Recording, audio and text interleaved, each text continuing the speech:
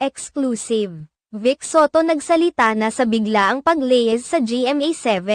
Mainit na pinag-uusapan ngayon sa ilang mga social media platforms at ilang mga news sites ang balitang umalis na sa pamunuan ng GMA Network ang kilalang komedyante na si Bossing Vic Soto. Bagamat ayaw nang magbigay ng pahayag ni Vic Soto patungkol sa nasabing issue, subalit tuluyan ng kinumpirma ni Pauline Luna na hindi na e-ere sa GMA7 ang sitcom na Open 24/7 na pinangungunahan ng kanyang mister na si Vic Soto. Ang sitcom ni Vic Soto ay mapapanood sa telebisyon sa tuwing Sabado pagkatapos ng magpakailanman. Ang nasabing sitcom ay hindi na napanood noong Sabado na labis na ikinalito ng mga taga-subaybay nito.